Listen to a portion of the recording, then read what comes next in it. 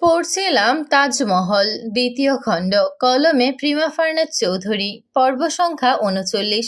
সবাই খেতে বসেছিল, ঠিক তখনই কলিং বেল বেজে উঠল। তাসনোভা বলল, আমি দেখছি। দরজা খোলা মাত্রই সে আনিসকে দেখতে পেল।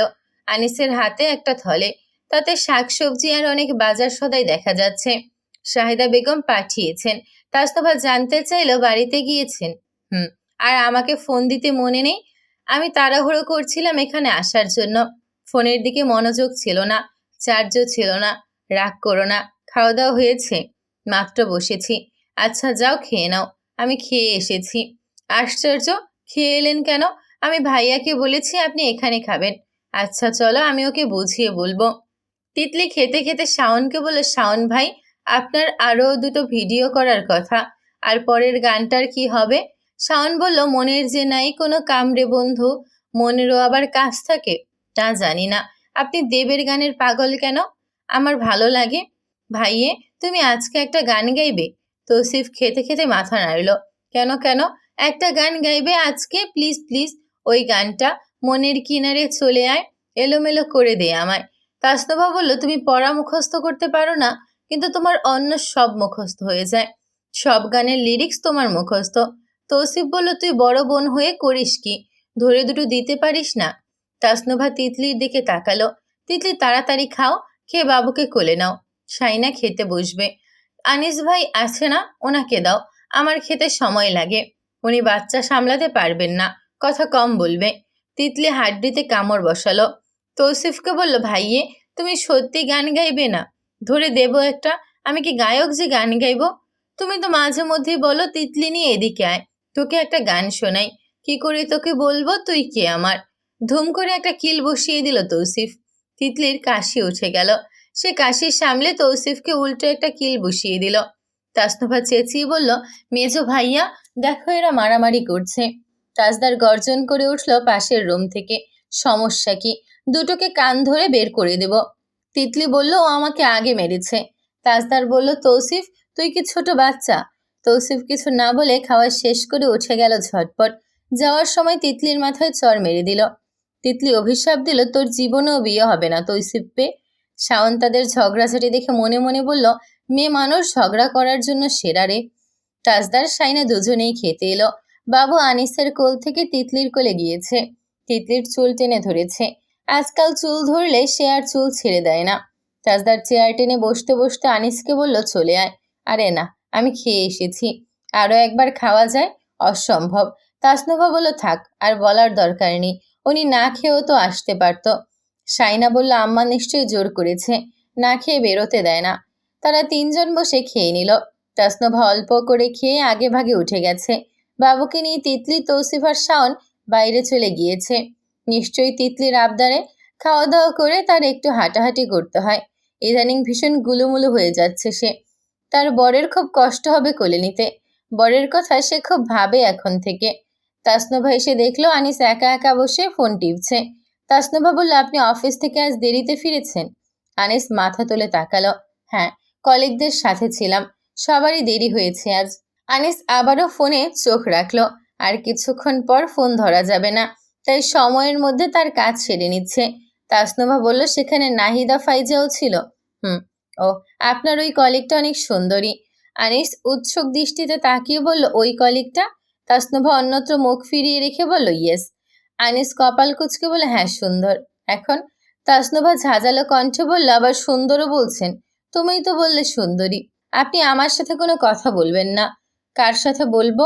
তাসনোভা রেগে যাচ্ছে। সে কথা বলতে বারণ করেছে বলে তৎক্ষণাৎ কার সাথে কথা বলবে সেই সুযোগ খুঁজবে।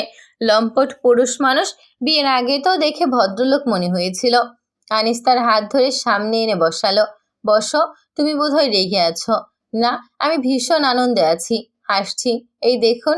তাসনোভা জোরপূর্বক হেসে দেখালো। আনিস বলল, তাও ভালো, তুমি তো হাসো না সহজে। কারণ আছে। কি কারণ? তাসনোভা গম্ভীর মুখে বলল, কারণ হাসলে স্মাইল লাইন পড়ে। স্মাইল লাইন পড়লে তো ভালোই। সামান্য স্মাইল লাইনের জন্য তুমি হাসবে না? হাসলে তোমাকে ভালো লাগে। থ্যাঙ্কস, চেষ্টা করব। আমি আপনাকে একটা কথা বলতে চাই। বলো। আমি আর বাড়ি ফিরবো না। আনিস একটু চমকালো। মানে মানে আপনার এই ফোন, কাজ, কলিগ আর বন্ধুদের উপরে যেদিন আমি প্রায়োরিটি পাবো সেদিন ফিরবো। আমি এখানে থাকবো আর মাঝে মধ্যে আমাদের বাড়িতে যাব। Take your time Anisuzzaman. Anis phone রেখে দিয়েছে। সর্বনাশ, এই মেয়ে তো তাকে হাড় জ্বালানো জ্বালাবে। তাসনুভা সোফা থেকে উঠে চলে যাচ্ছিল। আনিস তার হাত ধরে ফেলল। চলো। তাসনুভা অবাক হলো। কোথায়? তোমাকে সময় দিতে হবে, এখনো দোকানপাট খোলা। খাওয়া দাওয়া করবে, ঘুরবে। দিনের বেলায় সময় দেওয়া হচ্ছে না। অফ ডেতেও কাজ থাকে প্রচুর। চলো, রাগারাগি দূরে রাখো, এইসব সম্পর্কের জন্য ক্ষতিকর। তাসনুভা হাত ছাড়িয়ে বলল, এইসব চাকরি টাকরি আমার ভালো লাগে না। সারাক্ষণ ওখানেই থাকেন আপনি। সারাদিন চলে যায় কাজ আর কাজে। আমরা ঘুরতে যাব কখন? আমার ইচ্ছে ছিল আপনার পাসপোর্ট চলে এলে বাইরে ঘুরতে যাব। আনিস তার হাত ধরে বলল, আচ্ছা যাব এক সময়। চলো, আমি তাজকে ফোনে জানিয়ে দেব। চলো চলো। তাসনভা বলল, ব্যাগ? কিচ্ছু দরকার নেই। শাইনা খাওয়া দাওয়া সেরে ফিরে এসে দেখলো কেউ নেই। ঘরটা ফাঁকা। এরা সবাই গেল কোথায়? বাবুকে কোথায় নিয়ে গেল? একটু দেখবেন। তাজদার নির্লিপ্ত ভঙ্গিতে বলল, ঘুরছে। তুমিও যাবে নাকি? শাইনা ক্লান্ত হয়ে বলল, নো, আমার ঘুম পাচ্ছে, আমি শুয়ে পড়ছি। আপনি আপনার মেয়েকে নিয়ে আসবেন। গুড নাইট বলেই সে আর পেছনে তাকালো না। ধীর পায়ে হেঁটে ঘরের দিকে চলে গেল। তাজদার বিরক্ত স্বরে বলল, আমি এখন ওদের কোথায় খুঁজতে যাব? আবারও ঝড় বৃষ্টি নামতে পারে। হুট করে চলে গেল কোথায়? নিচেই আছে ওরা, খুঁজে দেখুন। তাজদার পায়চারি করতে করতে ফোন দিয়ে যাচ্ছে তৌসিফ আর শাওনকে। তৌসিফ ফোন রিসিভ করে বলল, আমরা সবাই একসাথে আছি, বৃষ্টি নামার আগে ফিরে যাব। তুমি শাইনাকে নিয়ে আসতে পারো চাইলে। আমরা এখন ফিরছি না। বাবু হাসি খুশি আছে, কাঁদছে না। তাজদার বলল, বাতাস বইছে হালকা, ওর ঠান্ডা লাগতে পারে। লাগবে না। সারাক্ষণ মেয়েকে ঘরের ভেতরে বসিয়ে রাখবে নাকি? তুমি চলে গেলে তোমার মেয়ে গোটা পাড়ায় টোটো করে সবার কোলে ঘোরাঘুরি করে। তুমি ঘুমাও। তৌসিফ ফোন রেখে দিল। তাজদার কিছুক্ষণ সোফায় বসে রইল। বাবা, চাচা, বড় মামা শেষে রায়হানের সাথে কথা বলে ঘরে গেল। দরজার খিল দিয়ে দেখল শাইনা ঘুমিয়ে পড়েছে। কাজবাজ রান্নাবান্নার পর সে ক্লান্ত। ঘুমটা জরুরি। বৃষ্টি হওয়ায় ঠান্ডা লাগছে বেশ। সে শাইনার গায়ে লেপ টেনে দিয়ে কিছুক্ষণ পা টেনে পিঠের নিচে বালিশ দিয়ে বসে রইল। ঘুম আসছে না। নানান দুশ্চিন্তা মাথায় খেলা করছে। শাইনা এখানে একা থাকতে পারবে কিনা? নোভা থাকবে শোরুমে। তিতলির উপর এখনো ভরসা করা যায় না। পরক্ষণে মনে পড়ল শাহিদা বেগমের কথা। তিনি আসবেন কাল, মেয়ের সাথে কিছুদিন থাকবেন। সবাই আশ্বাস দিয়েছে চিন্তা না করতে। সবাই আছে, মামিকে দেখে শুনে রাখবে। সে পিঠের নিচ থেকে বালিশটা টেনে বের করে মাথার নিচে হাত গুজে শুয়ে রইল। ঘরের আলো নিভে এসেছে। চারপাশ ধীরে ধীরে নীরব হয়ে যাচ্ছে। সে ভাবল আম্মুকে একবার কল দেবে কিনা।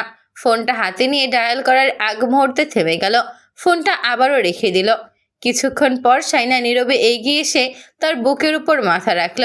তাজদারের বাহুর বেষ্টনীতে নিজেকে গুটিয়ে নিতে নিতে সে অস্ফুট স্বরে কি যেন বলল, বোঝা গেল না। তাজদার আলতো করে তার কপালে চুমুকে চোখ বন্ধ করল। মাঝরাতে স্বপ্ন দেখল লন্ডনের এয়ারপোর্টে শাইনা নামছে তাজনাহাকে কোলে নিয়ে, আর সে দাঁড়িয়ে আছে একটু দূরে তাদের অপেক্ষায়। শাইনা তাকে দেখা মাত্রই হাসছে। বাবু হাত নাড়ছে। ড্রয়িং রুমে তৌসিফ তিতলির গলার আওয়াজ শুনে চোখ ছুটে গেল। সে দরজা খুলে বেরিয়ে এসে ঘুমন্ত বাবুকে কোলে নিয়ে ঘরে এলো। বুকের সাথে জড়িয়ে ধরে রেখে কিছুক্ষণ হেঁটে হেঁটে ছোট্ট গাল কপালে আদরে ভরিয়ে দিল। তারপর খটে শুইয়ে শাইনাকে ডাকলো। শাইনা ঘুম জড়ানো চোখে বলল, কি হলো? একটা স্বপ্ন দেখেছি মমতাজ, তাকাও। আরেকটা বিয়ে করছেন? জানি। তাজদার আর কিছু বলল না। ভীষণ রেগে গেছে সে। তাকে কি মনে করে এই মেয়ে? তার এত আদরে বউ থাকতে সে আবার বিয়ে করবে কোন দুঃখে? শাইনা প্রায় অনেকক্ষণ পর চোখ মেলেই দেখল মেয়ে হাত পা নেড়ে খেলছে, আর তার বাবা ঘুমিয়ে মাথাটা কাত হয়ে আছে। সে ধীরে ধীরে আলতো হাতে মাথাটা বালিশে তুলে দিয়ে কপালে চুম্বন করল। তাজদার আচমকা বুকে হাত ভাঁজ করে পাশ ফিরে শুয়ে পড়ল। শাইনা তার বাহুতে থুতনি ঠেকিয়ে বলল, জেগে থেকে আদর নেওয়া হচ্ছে। সে তাজদারের চুলে হাত গলিয়ে দিল। স্বপ্নে কি দেখলেন বাবু মশাই? এ মা, ঘুমিয়ে পড়েছেন নাকি? আমি ঘুমাচ্ছি, নো ডিস্টার্ব। সে শাইনাকে সরিয়ে দিতে চাইল। শাইনা তাকে শক্ত হাতে ফিরিয়ে এনে তার বুকের ওপর শুয়ে আঙুল দিয়ে মুখে আঁকুবুকি করতে করতে বলল, স্বপ্নে নিশ্চয়ই দেখেছেন আমার কোমরে চিমটি কাটছেন, গাল ছিলে দিচ্ছেন। অসভ্য অভদ্রলোক। বলতে না বলতেই সাইনা নিজের কোমরে বেশ জোরে একটা চিমটি টের পেল। ফলস্বরূপ ভীষণ রেগে মেগে সে তাজদার সিদ্দিকের গালে কামড় বসিয়ে দিল। তারপর সরে গিয়ে কোমরে হাত বোলাতে বোলাতে বলল, উফ, পুরুষ মানুষ কিভাবে এত জোরে চিমটি কাটে? এইসব তো মেয়ে মানুষের কাজ। তাজদার ফোনের স্ক্রিনে নিজের চেহারা দেখতে লাগলো। তারপর সাইনার দিকে চেয়ে বলল, দাঁত 32টার মধ্যে 20-25টা বসিয়ে দিয়েছ। এই মুখ নিয়ে আমি লন্ডন ফিরবো কি করে? মানুষ কি বলবে? মাত্র 25, তাহলে তো 32টা দাঁত বসানো জরুরি। সে তাজদারের দিকে তেড়ে এলো। তাজদার বালিশ দিয়ে ধরাম করে মারলো তাকে। সাইনা তার বালিশ তুলে তাকে দ্বিগুণ মারলো। বালিশ ছোড়াছুড়ি হাতে গিয়ে যখন তাজনা কেঁদে উঠল, তখন দুজনে শান্ত হয়ে একে অপরকে জড়িয়ে ধরে শুয়ে পড়ল। সাইনা ধীরে ধীরে মাথা তুলে এক চোখ মাঝে মধ্যে খুলে খুলে দেখছে তাজনা আর কাঁদছে কিনা। তাজদারও এক চোখ খুলতেই সাইনার সাথে চোখাচোখি হয়ে গেল। সাথে সাথে দুজনে একসাথে হেসে উঠল। সাইনা হাত ছুটতে ছুটতে তার গলা জড়িয়ে ধরল। তাজদার সিদ্দিকী তখনই তার গালে ঠোঁট চেপে ধরল। কাল থেকে আর পাবো না, স্টক আউট। পরদিন সন্ধ্যায় তাজদার এয়ারপোর্টের উদ্দেশ্যে রওনা দিয়েছে। এয়ারপোর্টে রওশনারাকে নিয়ে আসার জন্য অনেক চেষ্টা করেছে রায়হান। শেষ পর্যন্ত সে সফল হয়েছে। তাজদার পুরোটা সময় মন খারাপ করে বসেছিল গাড়িতে। এবারের যাত্রাটা সবচেয়ে জঘন্য। তবে শেষ মুহূর্তে মাকে এয়ারপোর্টে দেখে সে কিছুটা স্তব্ধ হয়ে গেল। খুশি হলেও তা প্রকাশ করল না। রওশনারা বেশিক্ষণ ছেলের দিকে চেয়ে থাকতে পারলেন না। চোখের পাতা কাঁপছে। সবার ইশারায় তাজদার নিজেই গেল মায়ের কাছে। সালাম করে বলল, এলাম। রওশনারা ভেবেছেন সে বলবে তার বউ বাচ্চাকে দেখে রাখতে, কিন্তু সে তা বলল না। শুধু এটুকু বলল, আপনার রাগ পড়লে নাতনিকে একবার গিয়ে দেখে আসবেন। কিছুদিন পর হয়তো দাদা দাদু ডাকা শিখবে। আসি তবে। রওশনারা বোরকার ওড়নায় নিজের চোখ দুটো আলতোভাবে চেপে ধরলেন। তাজ, দাঁড়াও। তাজদার থেমে গেল। রওশনারা চোখের কোণটা মুছতে মুছতে নিজের ব্যাগ খুলে কিছু খুচরো 1000 টাকার নোট বের করে দিলেন। এই বয়সে এই অবস্থায় এসব টাকা তাজদারের কোনো প্রয়োজন নেই। তবুও ছোটবেলা থেকে মা যেমন করে দিয়ে আসছেন আজও তেমন করেই দিলেন। আর তাজদার এইবারও নিল। মায়েদের কাছে ছেলেরা কোনোদিন বড় হয় না।